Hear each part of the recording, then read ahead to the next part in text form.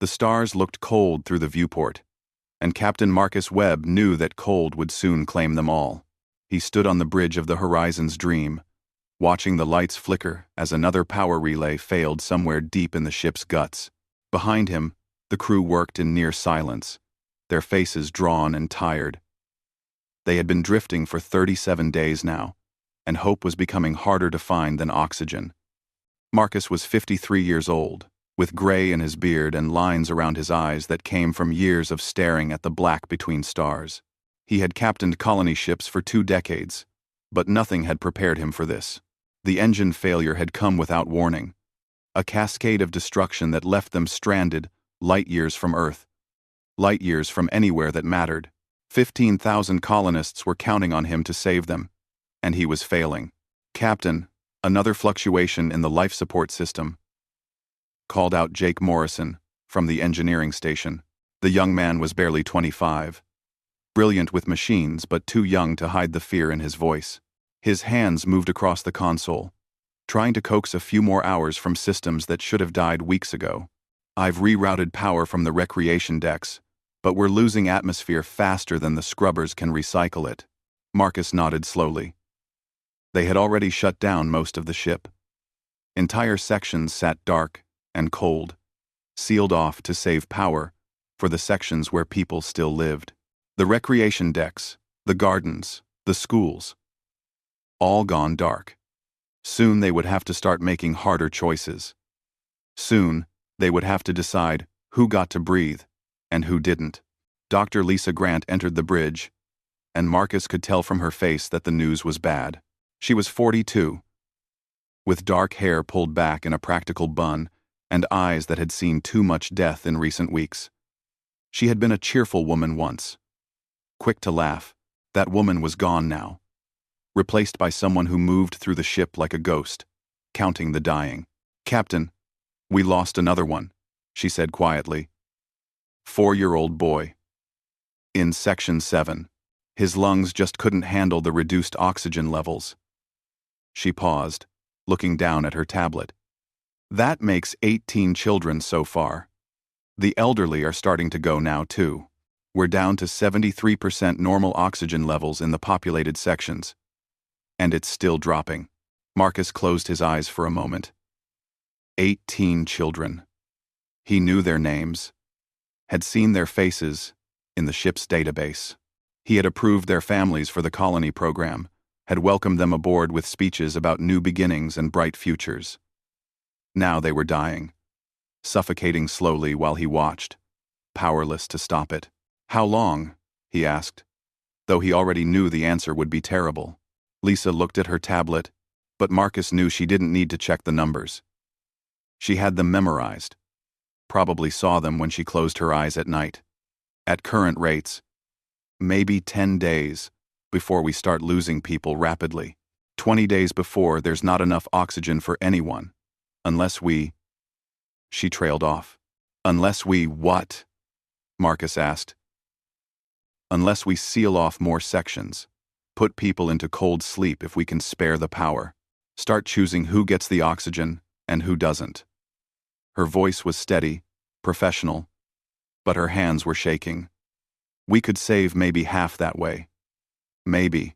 Karen Rhodes had been standing quietly in the corner of the bridge, but now she stepped forward.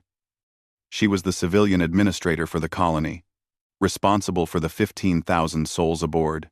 She was a tall woman in her 50s, with iron-gray hair and a spine made of steel.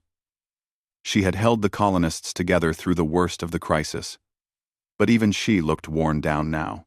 "We're not making that choice," Karen said firmly. "We're not choosing who lives and who dies. There has to be another way." "There isn't," Lisa said. And there was no anger in her voice, just exhaustion. "I've run the numbers 100 times. The distress beacon has been broadcasting for 37 days. No one is coming. Earth doesn't have ships that can reach us in time. We're alone out here."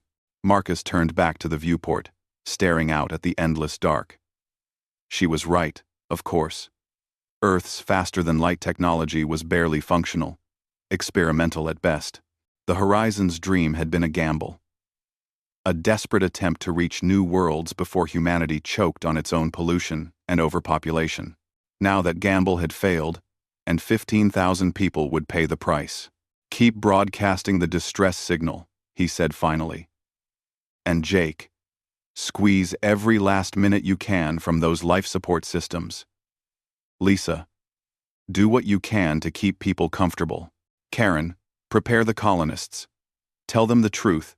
They deserve to know." The bridge fell silent again, except for the soft beeping of failing systems and the whisper of recycled air through the vents. Marcus watched the stars and wondered if anyone would remember them. Would Earth even know what happened? Or would the horizon's dream simply disappear? Another mystery of deep space. Another warning about reaching too far too fast. 3 days passed, and the situation grew worse. The oxygen levels dropped to 68%. More children died, and the elderly began to fail in larger numbers.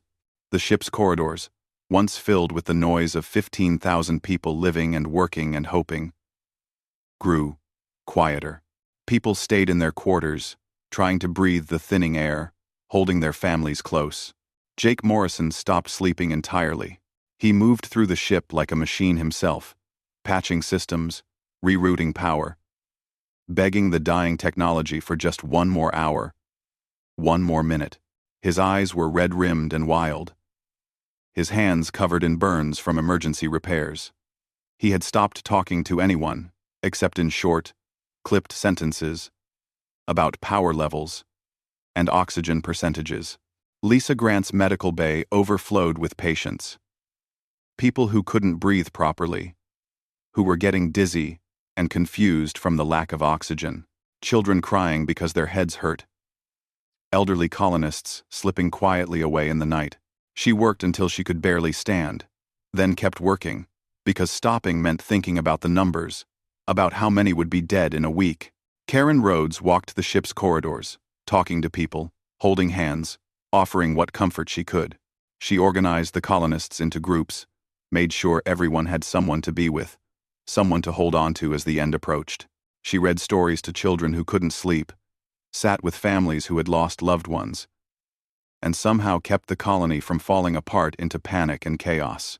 Marcus spent his time on the bridge, watching the sensor displays, hoping against hope that something would appear.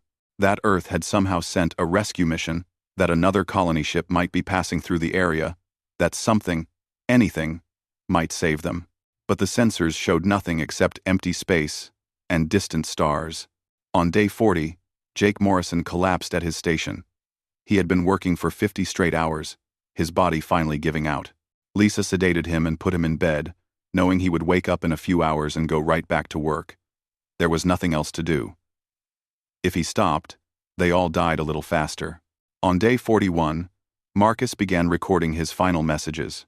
He sat in his quarters, speaking to the camera, trying to explain what had happened, trying to find words that would make sense of 15,000 deaths. He recorded messages to his daughter on Earth, to the families of his crew, to humanity itself. He tried to make their deaths mean something, but the words felt hollow. Day 42 brought more deaths. The oxygen level was at 62% now, and people were dying faster. The very young, the very old, anyone with existing health problems. Lisa's medical bay couldn't handle them all. She was triaging, saving the ones she could, making the ones she couldn't comfortable for their last hours. That night, Marcus stood on the bridge alone. The rest of the crew was sleeping, grabbing what rest they could before another day of slow dying.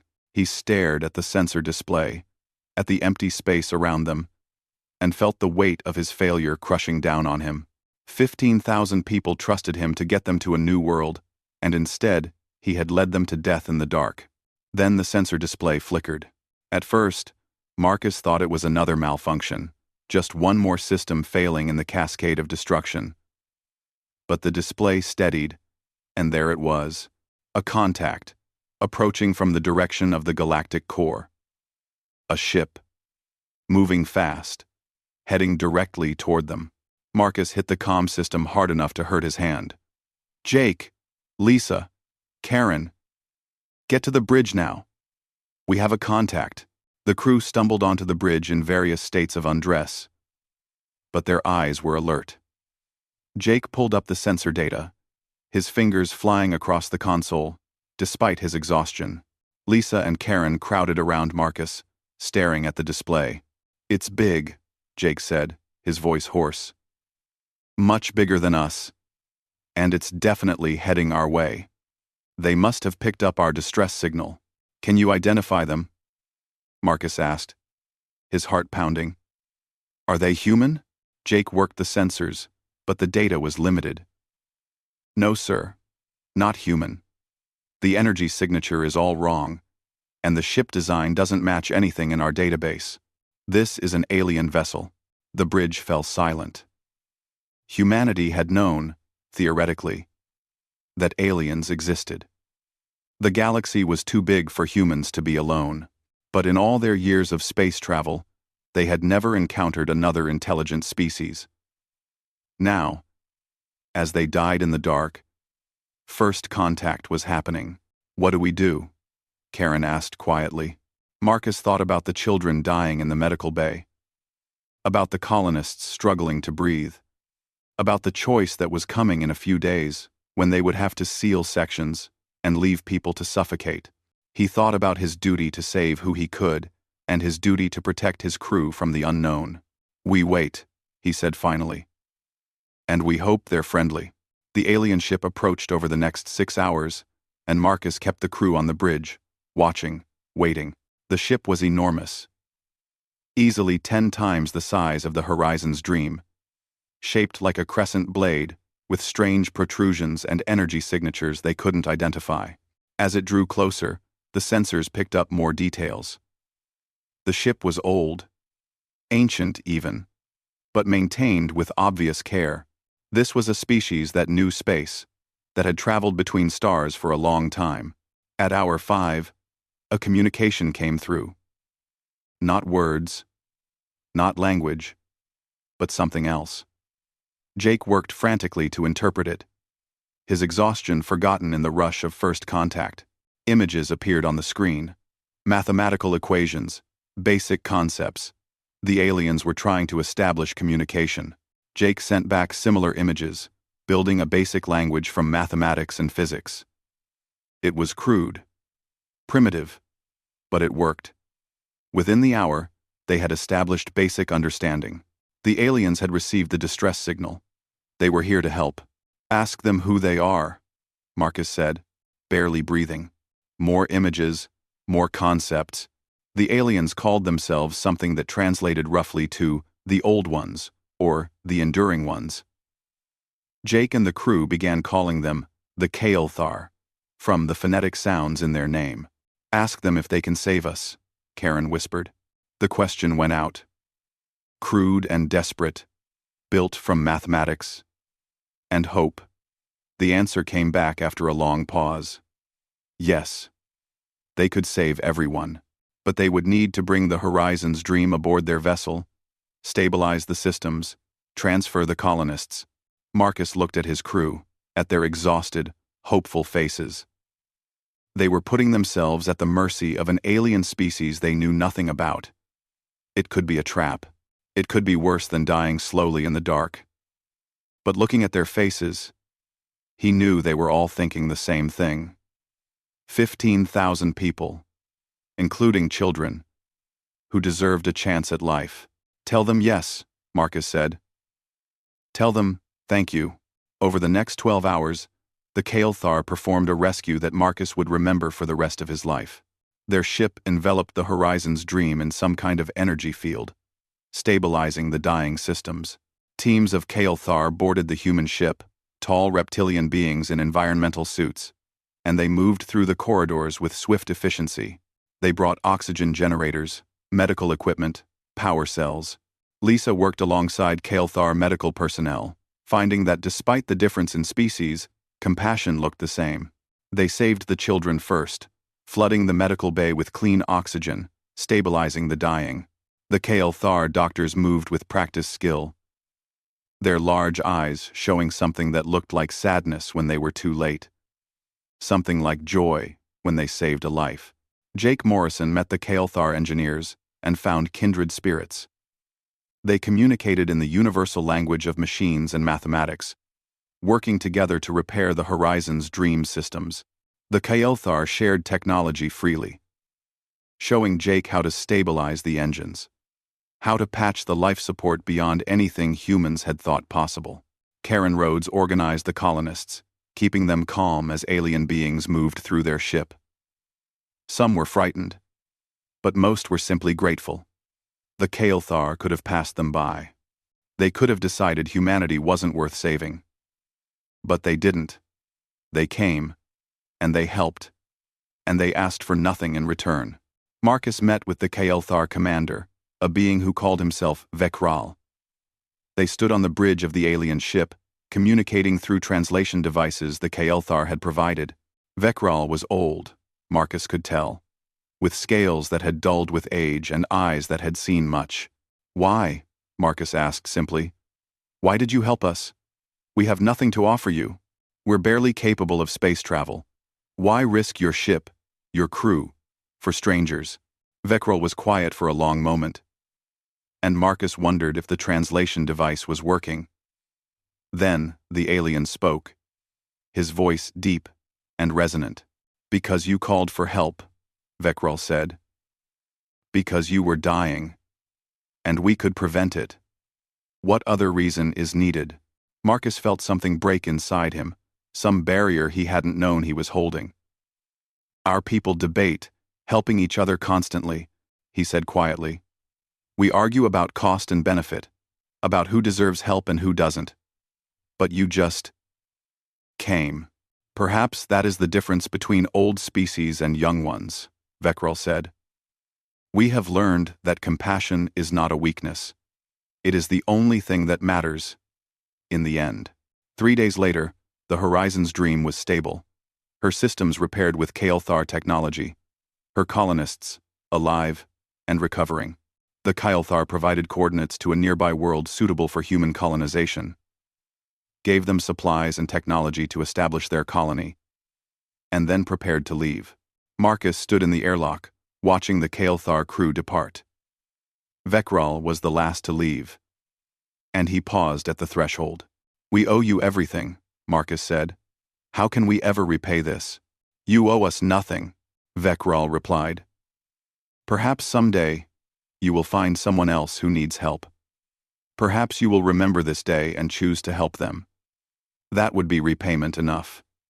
Then the Kael'thar were gone, their massive ship sliding away into the darkness, leaving behind 15,000 humans who had been given back their future.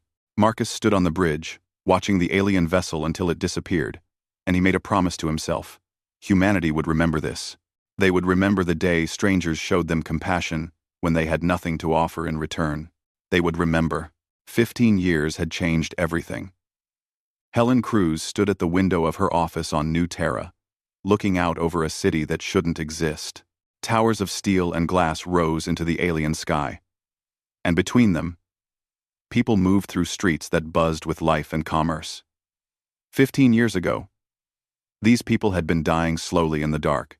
Now they had built a world. Helen was 57 now, with silver threading through her dark hair. She had been a botanist on the Horizon's dream, responsible for the hydroponic systems that were supposed to feed the colony. Now she was Ambassador Cruz, humanity's voice to the wider galaxy, and she carried a burden heavier than any plant cultivation schedule. The Kael'thar had given them everything. After rescuing the colonists, they had provided the technology to establish New Terra, had shared knowledge that advanced human science by decades, had even helped negotiate treaties with other species so humanity wouldn't be alone in the dark. Then they had left, refusing any payment, any formal alliance, any acknowledgement that they had saved 15,000 lives. For 15 years, Helen had tried to repay that debt. For 15 years, the Kael'thar had politely refused. Her communicator chimed, and she turned from the window. The display showed Jake Morrison's face, and he looked tired. Jake was 40 now, with gray at his temples and permanent grease stains on his hands. He ran the planetary infrastructure, keeping the fusion reactors running, the water systems flowing, all the machines that made life possible on New Terra. Helen, we've finished the analysis, Jake said without preamble. The Kael'thar reactor designs are elegant, but I think we can improve them. More efficient, safer, and we could share the designs with them as a thank you for everything they've given us. Helen smiled sadly. They'll refuse, Jake. You know they will. Just like they refused the medical supplies we tried to send. Just like they refuse the cultural exchange program. Just like they refuse everything. We have to try, Jake said stubbornly. They saved us. We can't just accept that and give nothing back. I know, Helen said softly. I'll add it to the list for my next visit to their homeworld. Maybe this time will be different. But she knew it wouldn't be. She had visited the Kael'thar homeworld 7 times in 15 years. And each time, the result was the same.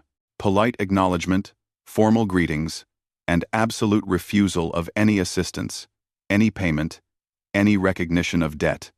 The Kael'thar considered the matter closed. They had helped because it was right. That was the end of it. What they didn't realize, what Helen had discovered through careful observation and quiet conversations, was that the Kael'thar themselves were dying. Dr. Lisa Grant entered the office carrying a tablet and wearing the expression she got when the news was bad. Lisa was 57 now, same as Helen, and the years had treated her well. She had become the leading researcher in xenobiology, studying the medical needs of different species. Her work had saved countless lives. But right now, she looked frustrated. The Kael'thar High Council rejected our research proposal again, Lisa said, dropping into a chair. They won't even let us study their biology. Helen, their species is in decline. I've seen the population numbers, analyzed what data we have. Their birth rate has been dropping for centuries. If it continues, they'll be extinct in a few thousand years. They know, Helen said quietly. I've spoken with some of their younger scientists. They're aware of the problem. But their culture, their traditions, they see accepting help as weakness. They're an old species, Lisa. They've faced their problems alone for millions of years. That's insane, Lisa said flatly. We could help them. We've made advances in genetic therapy, reproductive medicine. With access to their biology, we might be able to do something. But they won't even talk about it. Helen turned back to the window, watching the city below. They saved us when we were nobody, she said softly. When we had nothing to offer. No power, no influence. They helped because it was right. Now we have something to offer, and they won't take it. How do we repay a debt to people who refuse payment? We find a way, Lisa said firmly. We're human. We're stubborn. We don't give up. Admiral Richard Cole arrived on New Terra 3 days later. He was a military man through and through, 60 years old, with steel-gray hair and a bearing that made junior officers straighten their spines from across a room. He commanded Earth's defense fleet, such as it was. Humanity had been building ships steadily since the Horizon's Dream incident. Determined never to be helpless in space again, he met with Helen in her office, and his face was grave. Ambassador, we've been monitoring Kael'thar space traffic. Something's happening. Their merchant vessels are moving in unusual patterns. Military ships are being recalled to core systems, and their communications have increased dramatically in the last month. What do you think it means? Helen asked, though she had a feeling she knew. I think they're preparing for something, Cole said. Either a threat or an internal crisis. And given what you've told me about their population problems, it could be both. Cole. Helen pulled up star maps on her display, showing Kael'thar space and the surrounding regions. The Kael'thar controlled a dozen systems, once the heart of a mighty empire, but their territory had been shrinking for centuries. Systems abandoned as their population declined. They were old, ancient even, and age was catching up with them. We need to help them, Helen said firmly. They saved us. We can't stand by and watch them fade. They won't accept help, Cole pointed out. You've tried for 15 years. Then we make them accept it, Helen said. Or we find a way to help without asking permission. Cole raised an eyebrow. That's a dangerous game, Ambassador. The Kael'thar are proud. If we interfere without invitation, it could damage relations permanently. And if we do nothing, they might not survive to have relations with, Helen shot back. Admiral, I was there. I was on the Horizon's dream. When we were dying, I held children who couldn't breathe, watched people suffocate because we didn't have the technology or knowledge to save them. The Kael'thar came, and they saved us all. Every single one of us. They asked for nothing, expected nothing, and gave us everything. Now they're the ones who need help. Everything. And I'll be damned if I let human pride or Kael'thar stubbornness stop us from returning the favor. Cole was quiet for a moment, then nodded. What do you need from me? Time, Helen said. And support if this goes badly. I'm going to the Kael'thar homeworld, and I'm not leaving until they listen. Helen's ship arrived at the Kael'thar homeworld a week later. The planet was beautiful, with rings of ice that caught the light of their sun and turned it into rainbows. Cities covered the surface, but they were old cities, showing signs of neglect. Buildings that weren't maintained, districts that sat empty. A civilization in slow decline. She requested an audience with the High Council and was made to wait 3 days. It was a polite insult, a way of showing that humanity's concerns were not a priority. Helen used the time to explore the city, walking streets that had seen billions of years of history. She found Elder Veckrel in a public garden, sitting on a bench and feeding something like birds from a bag of seeds. He was ancient now, his scales dull with age, his movements slow, but his eyes were still sharp, still kind. Ambassador Cruz, he said, making a gesture that the translator interpreted as a greeting. Commander Veckrel, Helen said, sitting beside him. Or is it Elder now? Just Veckrel, he said. I retired from service 10 years ago. Now I feed the sky dancers and watch the sun set. It is a good life for an old soldier. One. They sat in silence for a while, watching the alien birds swoop and call. Finally, Helen spoke. Your people are dying, she said quietly. Not quickly, like we were dying, but slowly, fading away over centuries. And you won't let us help. Veckrel scattered more seeds, and the birds descended in a flurry of wings. We are old, he said simply. All things end, Ambassador. Even species. It is the way of the universe. It doesn't have to be. Helen said urgently. We've made advances in genetic medicine. We could study your biology, look for solutions. We could help extend your fertility, increase birth rates. We could give you more time. Time for what? Veckrel asked gently. To build empires we no longer desire? To conquer worlds we have no need for?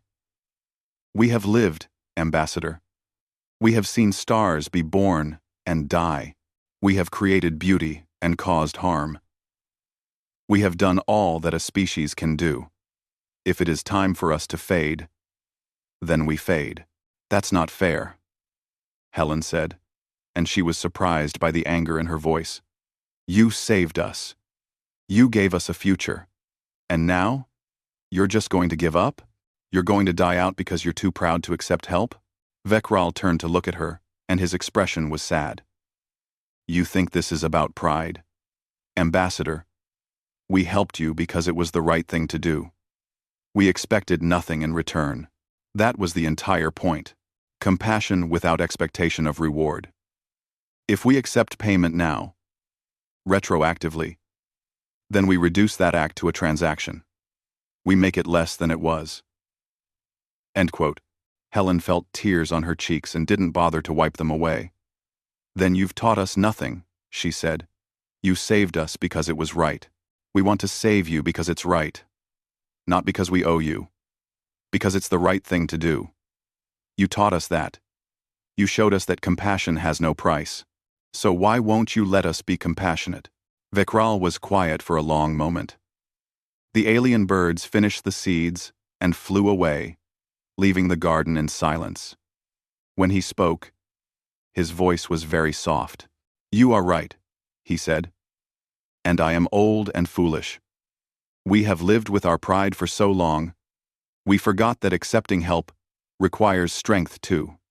Perhaps we could allow some small cooperation, some research exchange. Helen wiped her eyes and smiled. That would be a start.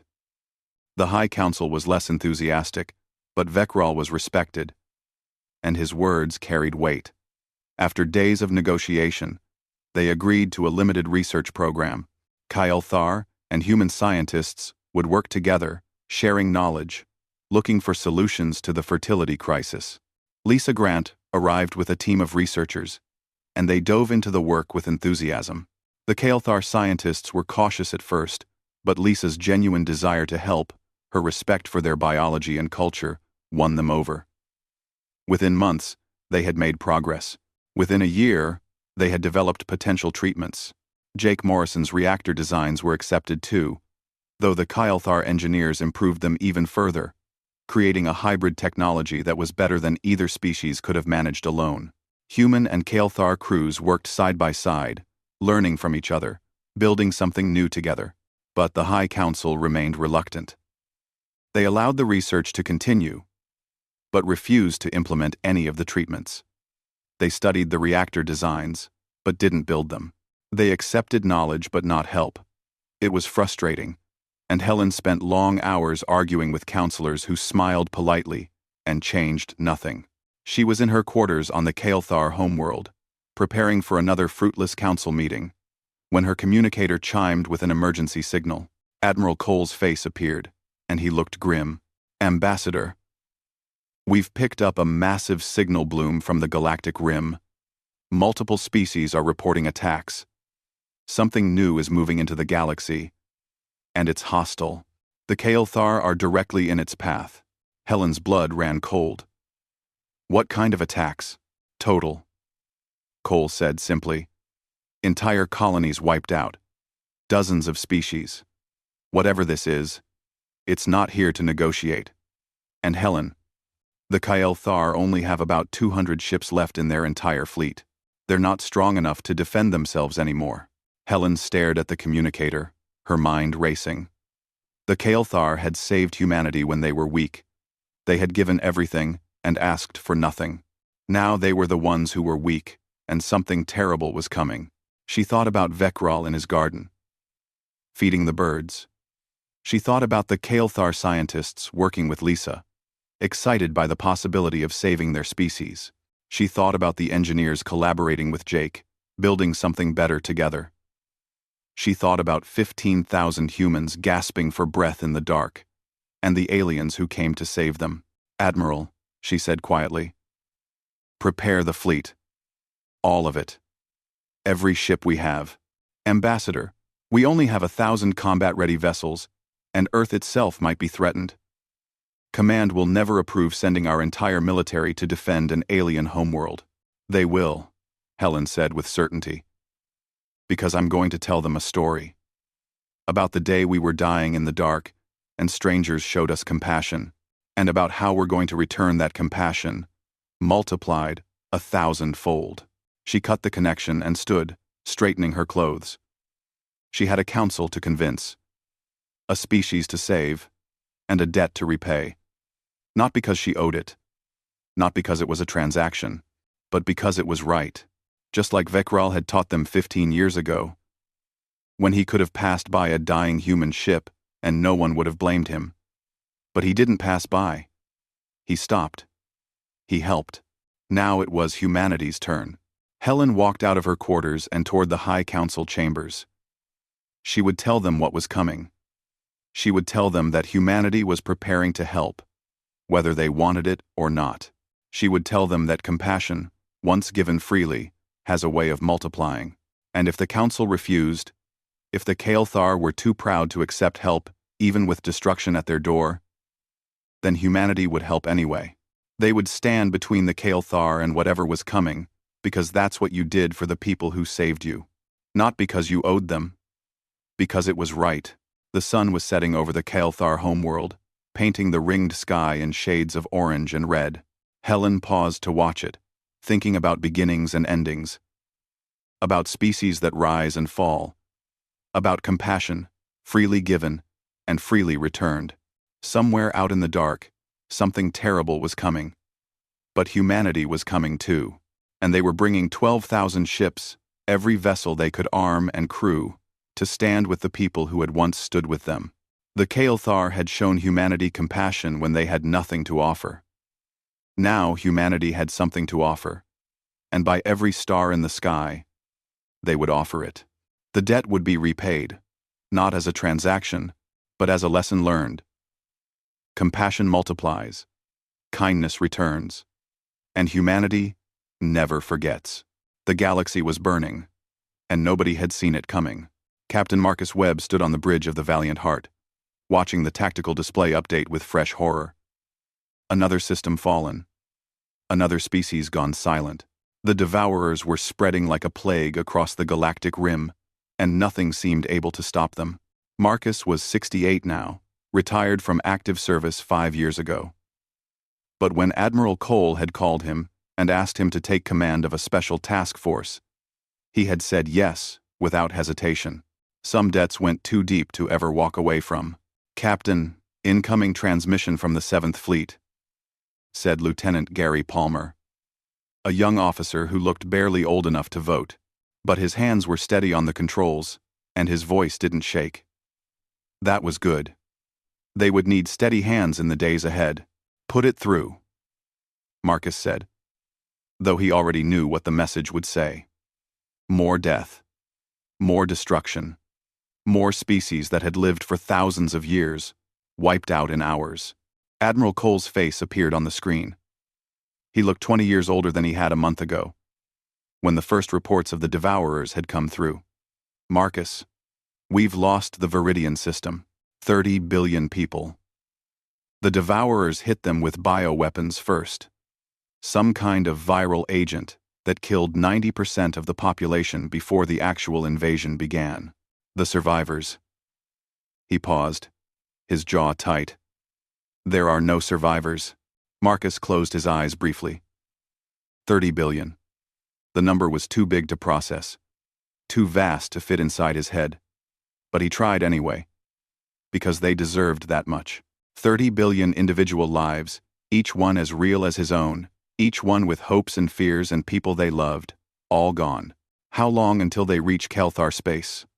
Marcus asked, though he knew the answer. 3 weeks, Cole said. "Maybe 4, if we're lucky. The Kael'thar have requested assistance under the ancient treaty laws. By rights, we're obligated to send a token force. Command is preparing to dispatch 50 ships. 50 ships," Marcus repeated slowly, "against a force that just destroyed 30 billion people. It's all we can spare," Cole said, and Marcus could hear the frustration in his voice. "Earth Command is worried the Devourers will turn toward human space next. They want to keep most of our fleet in defensive positions. Sending 50 ships to help the Kael'thar is already controversial." "The Kael'thar have 200 ships," Marcus said. "Less than that, probably. After they've been fighting this thing, 50 ships won't make a difference. It'll just be 50 more ships destroyed." "I know," Cole said quietly, "but it's all I can authorize. Unless—" He trailed off, looking at Marcus with an expression that was hard to read. "Unless someone with a reputation, someone people trust, made a different case. Someone who was there when the Kael'thar saved us." Marcus understood. Cole was giving him permission to go over the Admiral's head, to make an appeal directly to the public, to every human colony and settlement. It was a gamble. It might work. It might also get Cole court-martialed, and Marcus himself thrown in prison for inciting panic. "I'll need access to the broadcast systems," Marcus said. "Every channel, every network, every colony." "Can you arrange that?" Cole smiled grimly. It's already done. You'll live in 5 minutes. Make it count, Marcus. Make them remember why we owe the Kael'thar everything. The connection cut, and Marcus stood alone on the bridge for a moment. 5 minutes to find the right words. 5 minutes to convince humanity to risk everything for aliens most of them had never met. He thought about the Horizon's dream, about dying slowly in the dark. He thought about children suffocating, about Lisa Grant's exhausted face as she tried to save people she couldn't save. He thought about Vekral, who could have passed them by, who had every reason to let humanity die. But he hadn't. He stopped. He helped. Lieutenant Palmer, Marcus said quietly, get me every person on this ship. Tell them to stop what they're doing and listen. This concerns all of them. They're setting Suvati readies. In Anastazon. 5 minutes later, Marcus sat in front of a camera and spoke to humanity. My name is Captain Marcus Webb, he began. Some of you know that name. I was the captain of the Horizon's Dream, the colony ship that almost died in deep space 18 years ago. I'm here today to tell you a story, and then I'm going to ask you to do something that might sound crazy. He paused, gathering his thoughts. Across human space, people stopped what they were doing and listened. In homes on Earth, in colonies on New Terra, and a dozen other worlds, in ships between the stars, humans turned to their screens and waited. 18 years ago, 15,000 people were dying, Marcus continued. We were stranded, our ship failing, running out of air. We had days left, maybe a week. We sent out a distress signal. But we all knew the truth. Nobody was coming. We were too far out, Earth's ships too slow. We were going to die, and there was nothing anyone could do about it. Then the Kael'thar came. They heard our signal. They turned their ship around. They came to us, these aliens we'd never met, and they saved us. All of us, 15,000 people who would have died in the dark. They saved us, and they asked for nothing. No payment, no alliance, no technology transfer. They just helped because it was the right thing to do. Marcus leaned forward, looking directly into the camera. Now the Kael'thar are the ones who need help. Something called the Devourers is moving through the galaxy, destroying everything in its path. Dozens of species have fallen. Billions are dead. The Kael'thar homeworld is directly in the path, and they don't have enough ships to defend themselves. Earth Command is sending 50 ships to help them. 50 ships against a force that has destroyed entire civilizations. I'm not asking Earth Command to send more ships. I can't. I don't have that authority. But I'm asking you, every human colony, every settlement, every ship captain who has a vessel that can be armed. The Kael'thar saved us when we were nobody, when we had nothing to offer. They helped us because it was right. Now, it's our turn. Some of you will say we need our ships to defend our own worlds, that we can't risk human lives for aliens, and I understand that fear. But I remember dying in the dark, and I remember the aliens who came to save us. They didn't know us. They didn't owe us anything. But they came. Anyway. So I'm asking you to remember that day. Remember the compassion they showed us. And I'm asking you to return it, not because we owe them, but because it's right. Marcus ended the transmission and sat back, exhausted. He had no idea if it would work. He had no idea if anyone would even listen. But he had spoken the truth. And sometimes, that was all you could do. The response was immediate and overwhelming. Within hours, colony governments began authorizing their defense fleets to join the relief mission. New Terra committed every military vessel they had. The Mars colonies sent their entire patrol fleet. Europa Station stripped its defensive perimeter and sent those ships too. But it wasn't just the military. Private shipping companies began refitting cargo haulers with missile pods and armor plating. Mining operations in the asteroid belt welded weapons onto their ore haulers and volunteered for combat duty. Passenger liners became troop transports, Maintenance vessels became supply ships. Jake Morrison worked 20-hour days, outfitting civilian ships for combat. He was 55 now, his hair completely gray, but his mind was still sharp and his hands still steady. He stood in the docking bay of New Terra's main shipyard, watching a luxury cruise ship have its hull reinforced and its lounges converted into weapons bays. "This is insane," said the ship's captain, a woman named Betty Carter, who had been running pleasure cruises a week ago. "We're a cruise ship. We're going to fight aliens who destroy civilizations? The Kael'thar saved us." "With whatever they had," Jake said, checking the missile pod installation.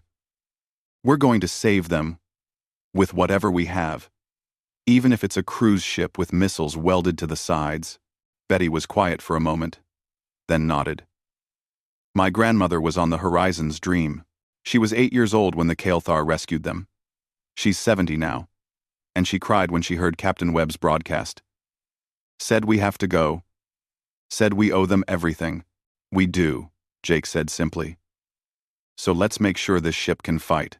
On Earth, Admiral Cole watched the reports come in and felt something like awe. He had expected maybe a few hundred extra ships. He was getting thousands. Every human settlement, every colony, every independent vessel within a month's travel was converging on the rally point. General Paul Bennett commanded the ground forces, and he was facing a similar response. Volunteers were flooding in faster than they could be processed.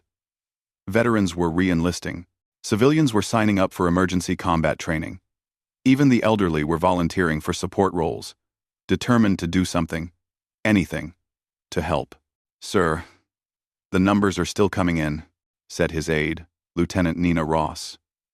"But current estimates suggest we're going to have over 10,000 ships at the rally point, plus ground forces in excess of 5 million soldiers."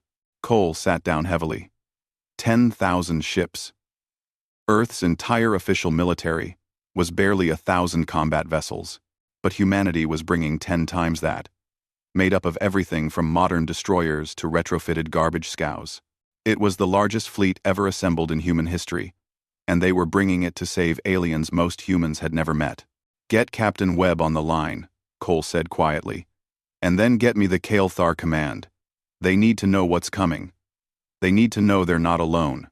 In Kael'thar space, Commander Zekthar stared at the tactical display in disbelief. He was Vekral's nephew, and he commanded what remained of the Kael'thar defense fleet, 187 ships. That was all they had left. Against the Devourers, it wouldn't be enough. They would fight, of course.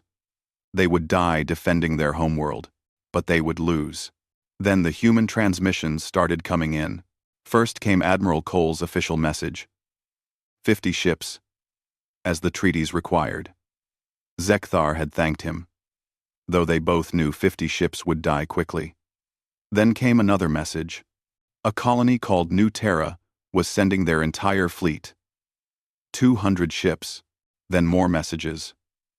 Mars, Europa, Luna, Earth itself, and not just official military vessels, civilian ships, commercial freighters, private yachts. Every human vessel that could mount a weapon was coming. "Sir, we're getting new reports every few minutes," said his tactical officer, a young female named Kreshva. "The humans are coming from everywhere. Current count is approaching 12,000 ships." 12,000, Zekthar repeated, his translator struggling with the disbelief in his voice. "That's impossible. They don't have 12,000 military vessels. Most of them aren't military," Kreshva explained. "They're retrofitted civilian ships, cargo haulers with missiles, passenger liners acting as troop transports. They've armed everything that can fly." Zekthar pulled up the visual feeds and saw them. Thousands of human ships, all shapes and sizes, all converging on Kael'thar space. Some were sleek military vessels, others were crude, blocky things that looked like they were held together with luck and determination. But they were all coming. "Why?" he asked quietly. "We saved one ship. 15,000 of them. Why are they sending millions?" Kreshva brought up a recording. a human broadcast from someone called Captain Webb. They watched it together, and Zekthar felt something unfamiliar stirring in his chest. Humans called it hope. They're coming because we showed them compassion, he said softly. He opened a channel to the High Council, to his uncle Vekril, to every Kael'thar who could hear. The humans are coming, he said. And his voice was steady, despite the emotions roiling inside him. They're bringing an armada. They're bringing their entire species, and they're coming to save us, just as we once saved them. In his garden on the Kael'thar homeworld, Elder Vekril heard the broadcast and wept. He was ancient now, his scales dull, his body failing, but his mind was clear, and he understood what this meant. 18 years ago, he had made a choice. He could have followed protocol, left the humans to die, and no one would have blamed him. But he had stopped. He had helped. He had shown compassion to strangers because it was right. Now those strangers were coming back. Not with 15,000, with millions. They were bringing every ship they could fly, every weapon they could mount, every soldier they could muster. They were risking their entire species to save his people. Ambassador Helen Cruz found him in the garden that evening. She sat beside him on the bench where they had talked years ago, when she had first asked for help saving his people. "We're coming," she said simply. "All of us. Every human who can hold a weapon or fly a ship. We're coming to stand with you." "Why?" Vekril asked, though he thought he knew the answer. "Because you taught us," Helen said. "You showed us that compassion has no price, that helping someone doesn't require them to be useful to you. You saved us because it was right. Now we're saving you because it's right." Vekril was quiet for a long moment, watching the alien birds in his garden. "When I made the choice to save your ship," he said slowly, "I thought I was saving 15,000 lives. I thought that was the extent of my choice. But I was wrong. I was teaching an entire species what compassion looked like. And now they're showing me what they learned." "We learned from the best," Helen said softly. Above them, the first human ships were beginning to arrive. Thousands of vessels dropping out of faster-than-light travel, filling the space around the Kael'thar homeworld with a fleet so vast it defied belief. Warships and cargo haulers, destroyers and mining vessels, every human ship that could be armed and crewed. The Devourers were coming. But humanity was here first. And they were bringing 12,000 ships to repay a debt that could never truly be repaid. A debt of compassion, freely given and freely returned. The stars were about to burn. But this time, the Kael'thar would not burn alone. The Kael'thar home system had never seen so many ships. 12,000 human vessels filled the space around their worlds. So many that the night sky glowed with their running lights. On the surface, Kael'thar civilians stood outside and stared upward, watching the armada that had come to save them. Captain Marcus Webb stood on the bridge of the Valiant Heart, looking at the tactical display with something like wonder. Every ship showed green on his screens. Military destroyers from Earth, colony defense ships from New Terra, retrofitted cargo haulers from the Belt, even luxury cruise liners that had been hastily converted into troop transports. They were all here. And more were arriving every hour. "Sir, Commander Zekthar is requesting a direct channel," said Lieutenant Palmer, his young face excited. In the past 3 weeks, Palmer had aged years, but he still had that spark of enthusiasm that Marcus remembered from his own youth. "Put him through," Marcus said. The Kael'thar commander appeared on the screen. He was younger than Vekril had been, maybe 50, in human years, with bright scales that still held their color, but his eyes showed the weight of command, the burden of being responsible for an entire species' survival. "Captain Webb," Zekthar said, and his translator made his voice sound formal, almost stiff. "I must ask again. Why have you done this? Your species numbers only 15 billion souls. You have brought what appears to be every combat-capable vessel you possess. If the Devourers turn toward human space after this battle, you will be defenseless. Marcus had been asked this question a dozen times in the past weeks. By reporters, by other captains, by worried colonists on Earth. His answer never changed. Commander, 18 years ago your uncle found our ship dying in the dark. He could have passed us by. No one would have blamed him. We were strangers, primitive, useless to his people. But he stopped. He saved 15,000 lives because it was the right thing to do. Marcus paused, choosing his words carefully. He taught us something that day.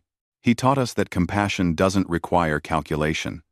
It doesn't require the other person to be useful or powerful or able to pay you back. You help because helping is right. We're here because we learned that lesson.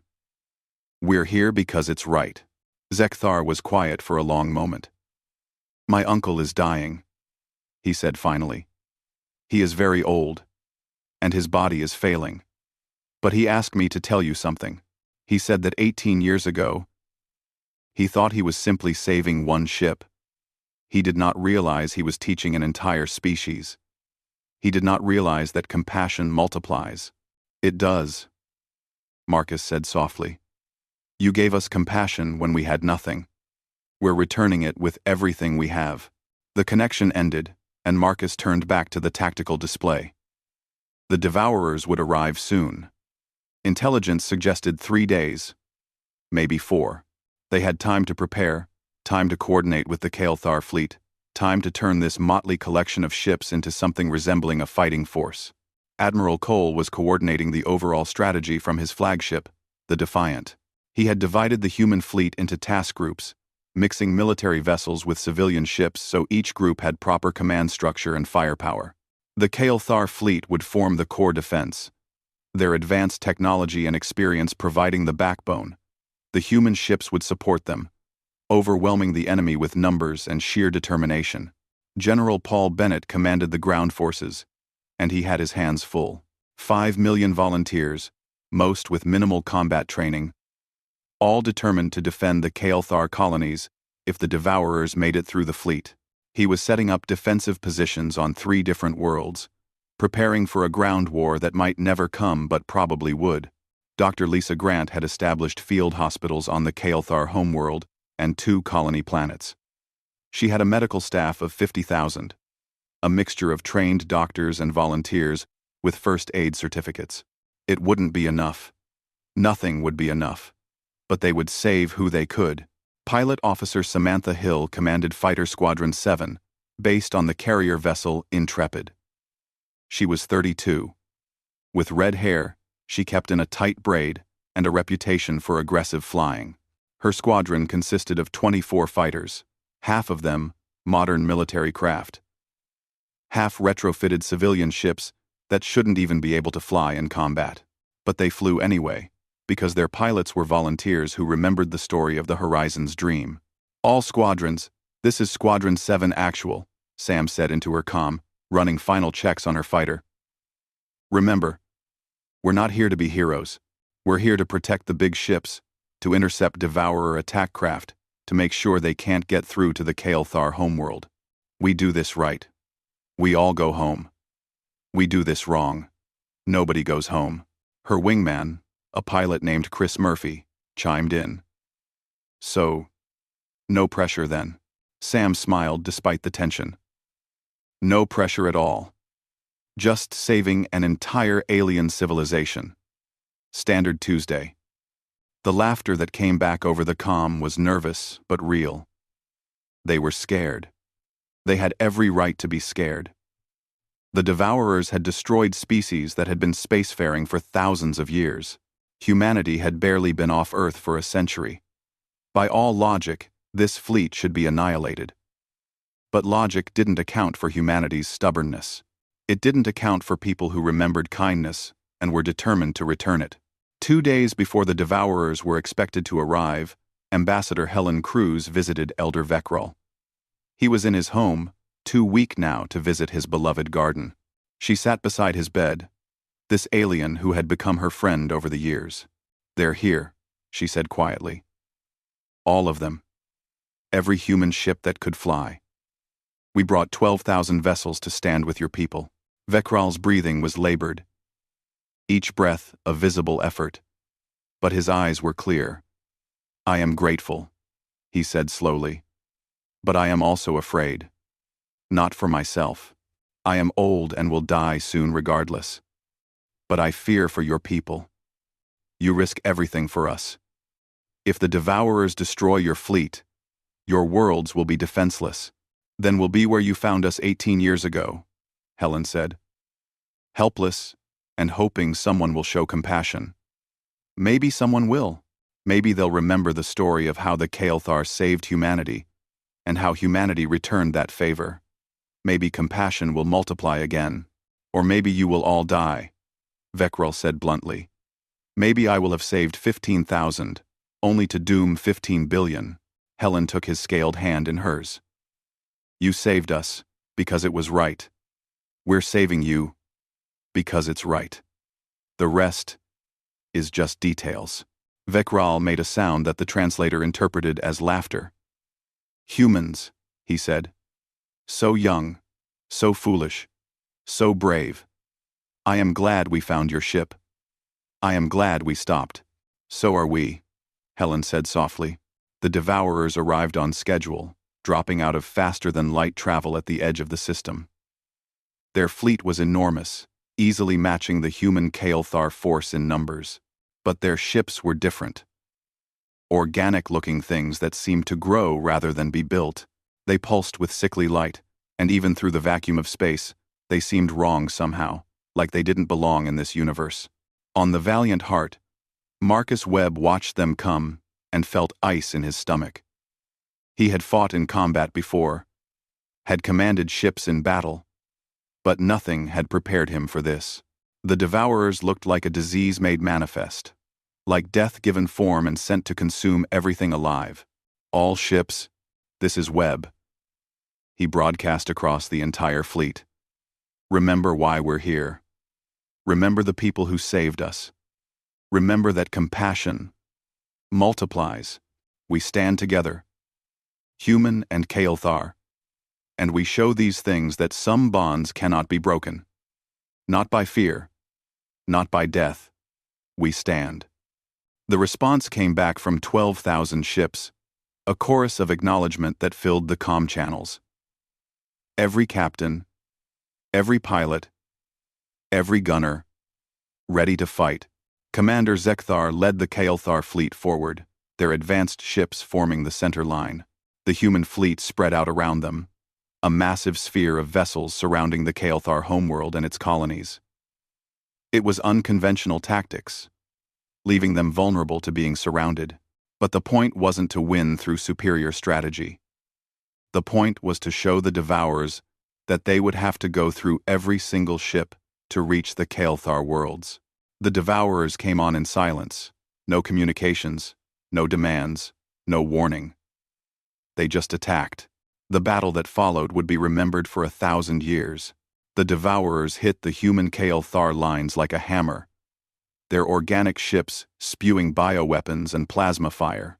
Ships died in the opening minutes, human vessels torn apart by weapons that ate through shields and armor. The cruise liner, Starlight Princess, carrying 3,000 volunteers, exploded in a bloom of fire. The cargo hauler Profit Margin, retrofitted with missile pods, was torn in half by Devourer boarding craft.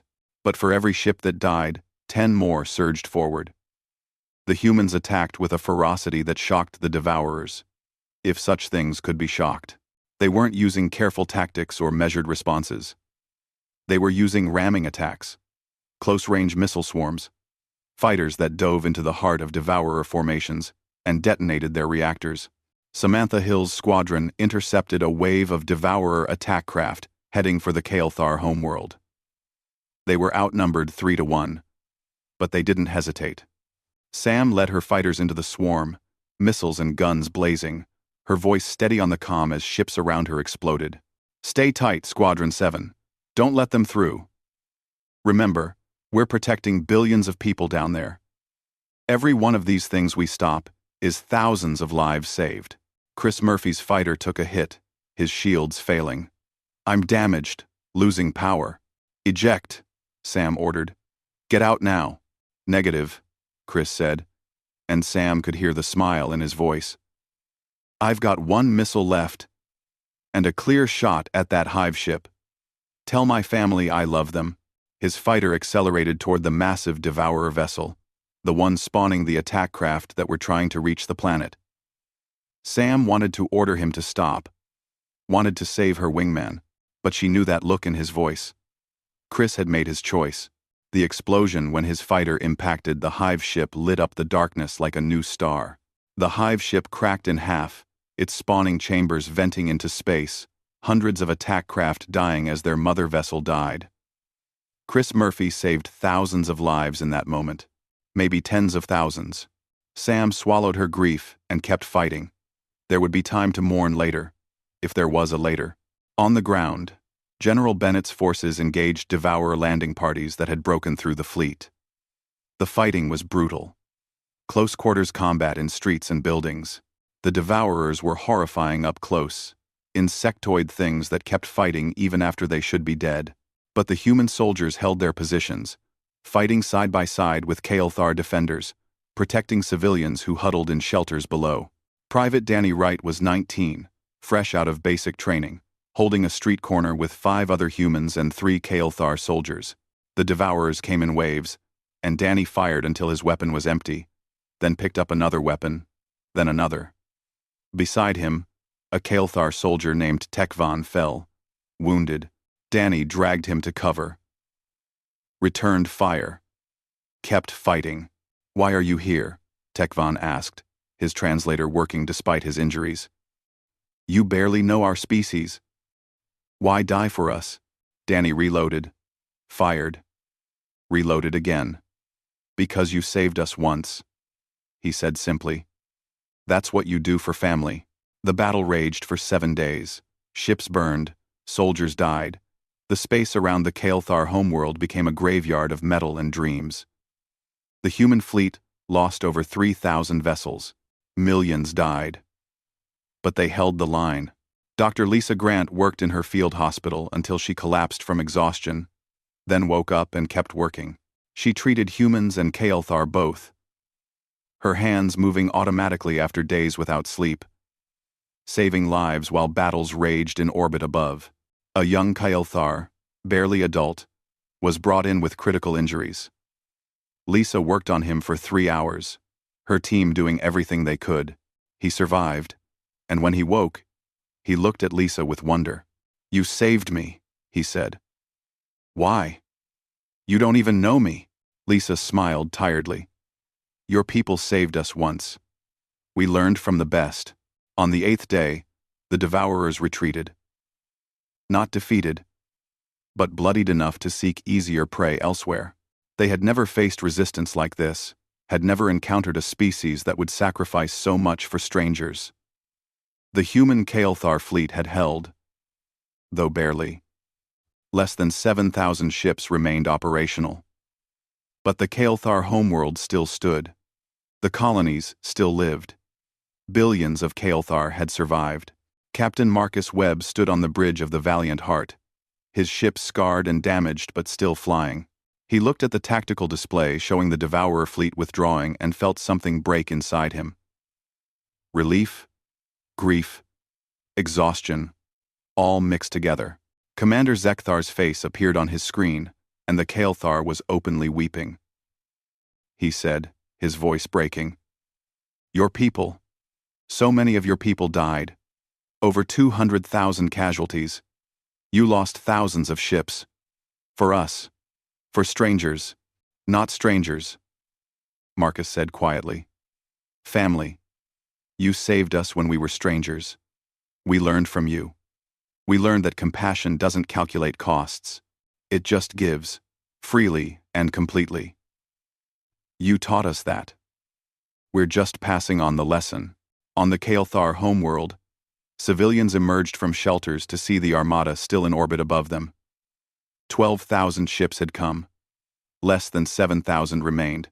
But they had stood firm, these humans, these young species that barely knew how to travel between stars. They had stood and fought and died to protect a people they didn't even know, returning a kindness given 18 years ago. Elder Vekral died that night, peacefully in his bed.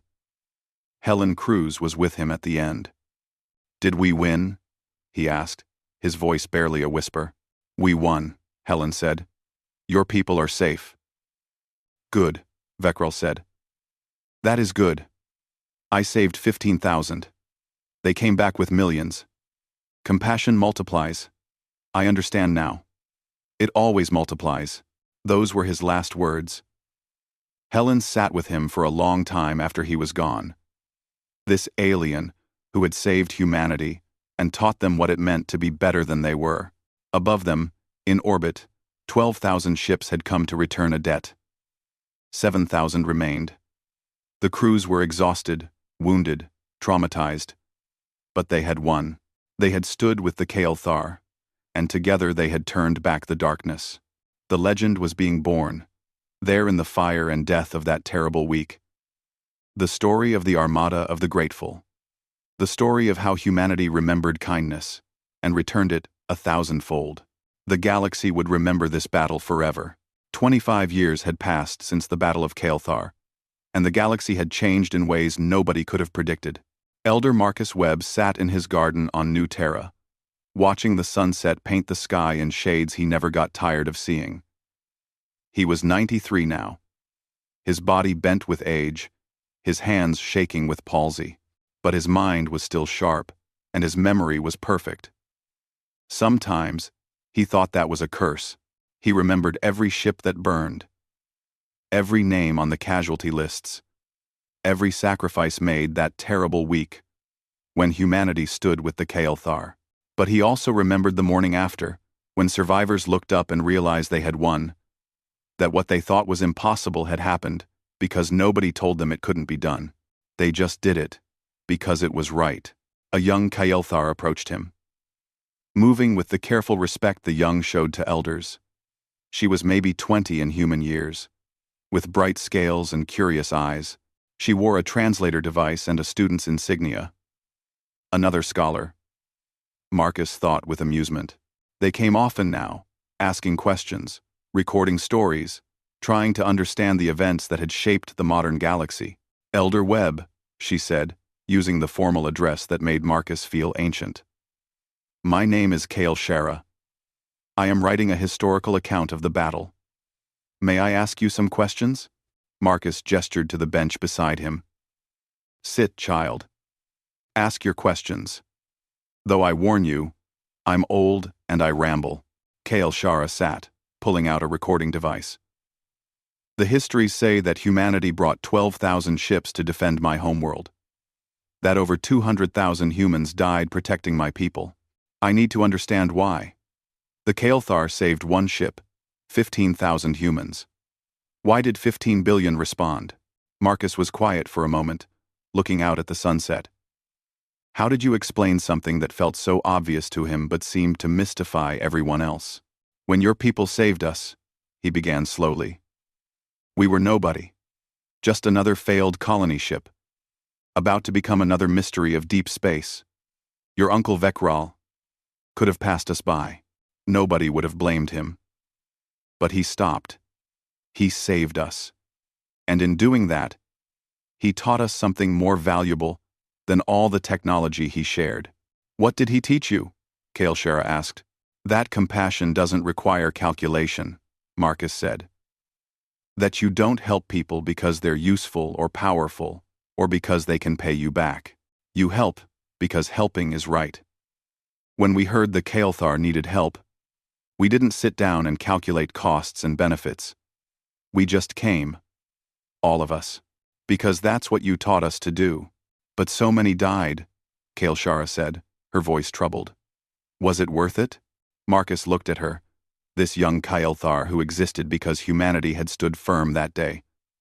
"Child, do you know how many of your people would have died if we hadn't come?" "All of them." "Well, for we, your entire species, including you, who wouldn't have been born. Every Kael'thar alive today exists because humans remembered kindness and returned it. Was it worth it? Ask your parents." Ask every Kael Thar who draws breath. Kael Shara was quiet, processing this. The histories call it the Armada of the Grateful, she said finally. They say it changed everything. It did, Marcus agreed. But not in the way people think. It wasn't about military power or political alliances. It was about showing the galaxy what compassion looks like when it multiplies. Ambassador Helen Cruz arrived at Marcus's garden an hour later, her diplomatic transport settling gently on the landing pad. She was 82 now, her hair completely white, but she still moved with purpose and energy. As Secretary General of the Galactic Coalition, she was one of the most powerful beings in the galaxy. But she always made time to visit old friends. Marcus, she said warmly, embracing him carefully. His old bones were fragile. How are you feeling? Old, he said with a smile. But alive. Which is more than I expected 18 years ago on the Horizon's Dream. How goes saving the galaxy? Helen sat beside him, looking out at the sunset. Exhausting. We're up to 73 member species now in the coalition. Everyone wants to be part of what we built. The Human Kael Thar Alliance has become the foundation for a new kind of galactic civilization. Built on what? Marcus asked, though he knew the answer. Built on the idea that compassion matters more than power, Helen said. That helping each other isn't weakness. It's strength.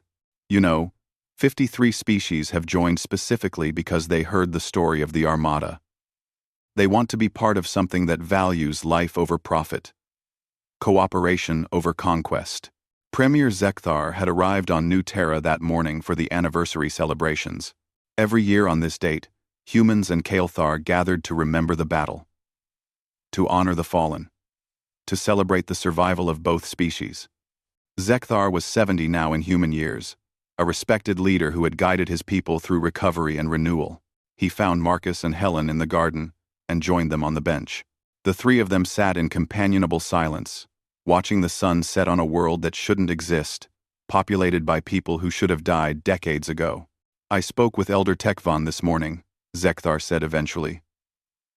A human soldier named Danny Wright saved his life, carried him to safety while fighting off devourers. Tekvan says he owes humanity everything. He owes us nothing, Helen said firmly. We did what anyone should do.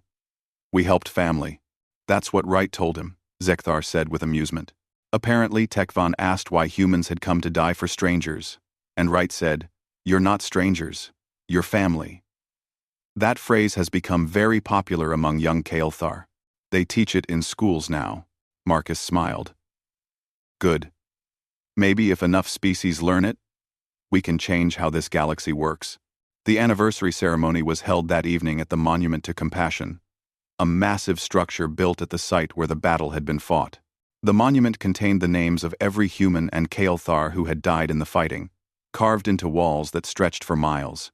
It took 3 hours to walk past all the names, and people did it every year, reading them aloud, making sure the dead were remembered. Jake Morrison stood before the monument with tears streaming down his face.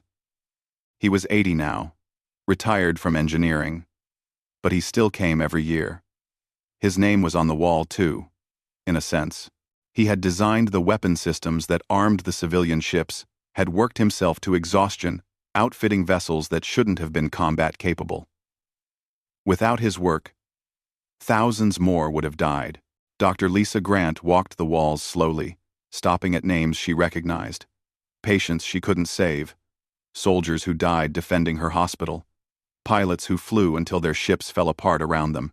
She was 82, still practicing medicine, still teaching young doctors that compassion was the most important tool in their kit. General Paul Bennett came in a wheelchair now, his legs lost in the ground, fighting. But he still wore his uniform, still attended every ceremony, still made sure people remembered the 5 million volunteers who had defended the Kael Thar colonies. Most of those volunteers were civilians, people with no military training who had signed up because it was right. They held the line against monsters from Nightmare, and they won. The main ceremony began at sunset. Representatives from all 73 coalition species gathered before the monument. Premier Zekthar spoke first, his voice carrying across the assembled crowd. 25 years ago, my people were dying, he began. We had perhaps 200 ships against a force that had destroyed dozens of civilizations. We sent out a call for help, knowing it was probably futile. And then humanity came. 12,000 ships, every vessel they could arm and crew, military ships and cargo haulers, warships and luxury liners, everything that could fly, they brought. They brought 5 million soldiers to defend our worlds. They brought compassion, returned multiplied beyond measure. Over 200,000 humans died protecting us. Thousands of ships were destroyed. They had every reason to stay home, to protect their own worlds. But they came anyway, because 18 years before that, we had saved one of their ships, 15,000 people. They returned that favor with millions. Zekthar paused, looking out at the crowd. This monument stands not just to remember the battle, but to remember what that battle taught us. That compassion multiplies. That kindness returned becomes legend. That sometimes, the most powerful force in the universe is simply choosing to help someone who needs it. Ambassador Helen Cruz spoke next, her voice strong despite her age. The Kael'thar could have passed us by that day on the horizon's dream. We were strangers, useless to them, unable to offer anything in return. They taught humanity what we could be. We came to the Battle of Kael'thar not because we owed a debt. We came because it was right. Because the Kael'thar taught us that compassion doesn't require payment or benefit. It just requires choosing to help when you can. Today, 73 species stand together in the Galactic Coalition, united by this principle. We help each other not for profit or power, but because it's right. We've ended the devourer threat through cooperation. We've shared technology, medicine, culture. We've built something new in this galaxy, and it's built on a foundation of compassion. The Armada of the Grateful has become legend. Children across 100 worlds learn the story. But it's not just a story about a battle. It's a story about what happens when compassion is freely given and freely returned. It's a story about how kindness multiplies, how one act of mercy can echo across generations and transform civilizations. Marcus Webb was invited to speak, though he hadn't planned to. He stood slowly, his old bones protesting, and walked to the podium with Helen's help. He looked out at the crowd, at humans and Kael'thar and dozens of other species, all gathered to remember. I'm 93 years old, he began, his voice wavering. I've lived longer than I had any right to expect. On the horizon's dream, watching my people suffocate, I thought we were done. I thought humanity's story ended there, in the dark, far from home. Then the Kael'thar came. Elder Vekral, who I wish was here to see this, made a choice that day. He chose compassion over protocol. He chose life over convenience. He saved us, and he taught us how to be better than we were. When we heard the Kael'thar needed help, we didn't hesitate. We came with everything we had. Some people called it insane, risking our entire species for aliens. But we didn't see aliens. We saw the people who saved us. We saw family. 200,000 humans died in that battle. I knew many of them. Brave young people like Samantha Hill, who flew into the teeth of the enemy to protect the Kael'thar homeworld. Like Chris Murphy, who rammed his fighter into a hive ship to save thousands. Like Danny Wright, who fought on the ground and told a wounded Kael'thar soldier, "Your family." They died so that billions could live. They died so that a species that showed us compassion could continue to exist. They died because humanity learned that lesson well. That compassion has no price. That you help because it's right. Marcus looked up at the monument, at the miles of names carved in stone. These people are why I'm still alive. They're why the Kael'thar still exist. They're why this coalition exists. They showed the galaxy what humanity learned from the Kael'thar. That compassion, given freely, multiplies, beyond measure. So when you read these names, remember what they died for. They didn't die for territory or resources or power. They died because an old alien once stopped to help strangers, and those strangers never forgot. The crowd was silent when Marcus finished. Then, slowly, first one person, and then another, then hundreds, then thousands. They began to speak the names on the wall, reading them aloud, making sure the dead were remembered. It took hours, but nobody left. Every name was spoken, honored, remembered. Later that night, Marcus sat with Helen, Zekthar, Jake, and Lisa in his garden. The 5 of them had survived everything, had lived to see the legend born and the galaxy change. "Do you think we did the right thing?" Jake asked quietly. 200,000 dead. That's a heavy price. Ask the Kael'thar, Lisa said softly. Ask the billions who are alive because we came. Ask the 73 species in the coalition who joined because they heard about compassion that multiplies. "The children ask me why we came," Zekthar said. "Young Kael'thar, who were born after the battle. They don't understand why humanity risked so much. So I tell them the story. I tell them about the Horizon's dream, about Elder Veckrel who chose to help strangers. I tell them about Captain Webb broadcasting to humanity, asking them to remember kindness. I tell them about 12,000 ships arriving to save us." "What do they say?" Marcus asked. "They say they want to be like that." Zekthar replied. "They say, when they grow up, if someone needs help, they'll remember the Armada. They'll remember that compassion multiplies." Human and Kael'thar children grow up together now, learning each other's languages, sharing each other's cultures. They're building something we never could have imagined. Helen stood, walking to the edge of the garden where she could see the city lights below. "The galaxy is changing," she said. "Species that used to fight are cooperating. Races that hoarded knowledge are sharing. All because 2 species showed each other compassion, and the galaxy watched what happened. The Devourers are gone," Jake added. "United Coalition forces hunted down every nest, every fleet. We did together what no single species could do alone. That's the legacy of the Armada." End quote. Not just the battle, but what came after. "And the Kael'thar?" Marcus asked Zekthar. "Your fertility crisis?" Zekthar smiled. "Solved.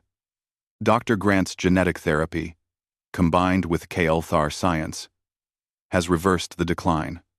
Our birth rate is increasing for the first time in 1,000 years. In another century, we may even return to our old population levels. My children will grow up in a galaxy where Kael'thar are thriving, not fading. All because humans insisted on helping, even when we refused." They sat in silence for a while, these 5 who had survived and changed the galaxy.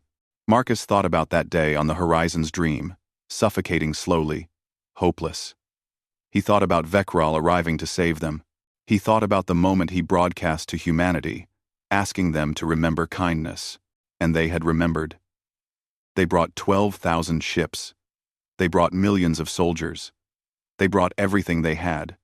And they stood with the Kael'thar against the darkness. Some died. Many died. But they won. And in winning, they showed the galaxy what compassion looked like when it multiplied. A young human child ran into the garden, chasing a young Kael'thar. They were laughing, playing some game that required no translation. The Kael'thar child's parents followed, apologizing for the disruption. "No disruption," Marcus said warmly. "Let them play. That's what all this was for, after all. So children could play, regardless of which species they belonged to." The Kael'thar father, a middle-aged male named Resh Khan, nodded respectfully. "My daughter asked me yesterday about the Armada. She's learning about it in school. She wanted to know if it was true that humans came with thousands of ships just to help us." "It's true," Marcus said. "Every word." "She asked me why," Resh Khan continued. "I told her what my parents told me. What every Kael'thar learns. That your people saved us because we once saved you. That compassion multiplies. The little Kael'thar girl, maybe 6 in human years, broke away from her human friend and approached Marcus. "Are you Captain Webb?" she asked shyly. "The one from the stories?" "I am," Marcus said gently. "My teacher says you saved my whole species," the girl said. "That if you hadn't come, I wouldn't exist." Marcus smiled. "Your uncle Vekral saved my species first. We just returned the favor. And now you get to grow up in a galaxy where Kael'thar and humans are family." "We are family," the girl said seriously. "Teacher says that's the most important lesson. That we're all family. And family helps each other." "Your teacher is very wise," Marcus said. The children ran off again, playing their game. Their parents followed, thanking Marcus for his time. Helen watched them go, smiling. "That's the legacy," she said softly. "Not the battle. Not the monument. Not even the coalition. Children of different species playing together, growing up believing that compassion multiplies. That's what changes the galaxy." "Do you think the story will last?" Lisa asked. "Will they remember in 100 years? 1,000? "They'll remember," Zekthar said with certainty. "Kelshara's history, the one she's writing, will be required reading for every student in Coalition space. The story of the Horizon's dream, the rescue, and the Armada. It's being translated into every language. It's becoming legend." "Good," Jake said firmly. "It should be legend. It should be the story every species learns. That compassion, given freely, returns multiplied. That kindness matters. That sometimes the most powerful thing you can do is help someone who can't help themselves." Marcus looked up at the stars, at the galaxy that had changed so much. Somewhere out there, on 100 worlds, children were learning about the Armada, about compassion that multiplied, about how one act of mercy changed everything. "We showed them compassion once," he said quietly, repeating the words that had become the motto of the Coalition. "And we were repaid with legend." "No," Helen corrected gently. "The Kael'thar showed us compassion once, and we repaid them with everything we had. Together, we created the legend. Together, we showed the galaxy that compassion is the strongest force there is." The 5 friends sat in Marcus's garden as the stars came out above them. They were old now, the last survivors of that generation that had seen both the dying and the saving. But their legacy would live forever. In the Coalition, in the children playing together, in the story that would be told for 1,000 years. The story of how the Kael'thar saved humanity when they had nothing to offer, and how humanity came back with 12,000 ships to return that favor. The story of the Armada, of the grateful. The story of compassion that multiplied until it changed the galaxy. The legend was born in fire and sacrifice, but it lived in hope and kindness. And it would endure as long as there were people, human or Kael'thar, or any of the 73 species that stood together, who believed that helping each other mattered more than anything else. They showed humanity compassion once, and they were repaid with legend. But more importantly, they were repaid with a galaxy that learned to choose kindness. And that, in the end, was worth everything.